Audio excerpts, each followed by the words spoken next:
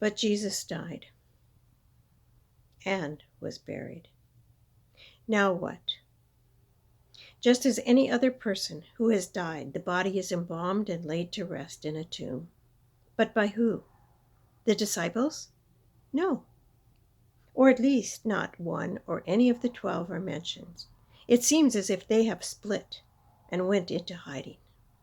There could be many other questions that could be asked, and again, as often it is in the scriptures, we do not have a detailed record of the events as or just after Jesus died. Some verses from Matthew 27. Late in the afternoon, a wealthy man from Arimathea, a disciple of Jesus, arrived. His name was Joseph. He went to Pilate and asked for Jesus' body. Pilate granted his request.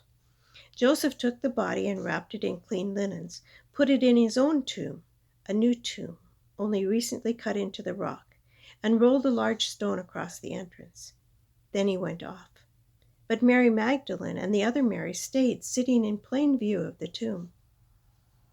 Then from Luke chapter 23, starting with verse 48, it says, all who had come around as spectators to watch the show, when they saw what actually happened, were overcome with grief and headed home. Those who knew Jesus well, along with the women who had followed him from Galilee, stood at a respectful distance and kept vigil. There was a man by the name of Joseph, a member of the Jewish high council, a man of good heart and good character. He had not gone along with the plans and actions of the council. His hometown was the Jewish village of Arimathea. He lived in alert expectation of the kingdom of God. He went to Pilate and asked for the body of Jesus. Taking him down, he wrapped him in a linen shroud and placed him in a tomb chiseled into the rock, a tomb never yet used. It was the day before Sabbath, the Sabbath just about to begin. The women who had been companions of Jesus from Galilee followed along. They saw the tomb where Jesus' body was placed. Then they went back to prepare burial spices and perfumes. They rested quietly on the Sabbath as commanded. From Mark 15, beginning with verse 40. There were women watching from a distance, among them Mary Magdalene, Mary the mother of the younger James and Joseph, and Salome. When Jesus was in Galilee, these women followed and served him, and they had come up with him to Jerusalem. Late in the afternoon, since it was the day of preparation, or Sabbath eve, Joseph of Arimathea, a highly respected member of the Jewish council, came.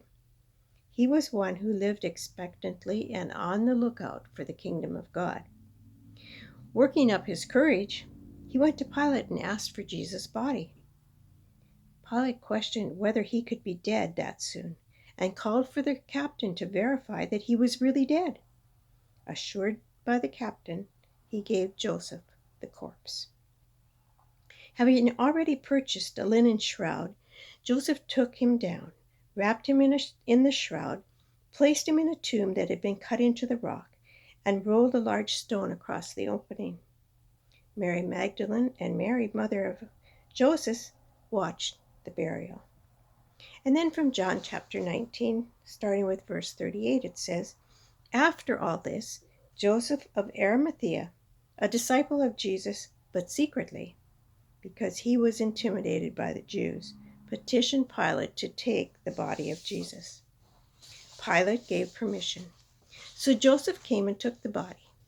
Nicodemus, who had first come to Jesus at night, came now in broad daylight carrying a mixture of myrrh and aloes, about 75 pounds. They took Jesus' body and, following the Jewish burial custom, wrapped it in linen with the spices.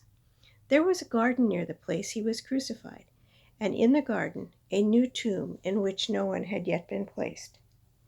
So because it was Sabbath preparation for the Jews, and the tomb was convenient, they placed Jesus in it. Entombed. Jesus gave his spirit up to God the Father and breathed his last. It was finished.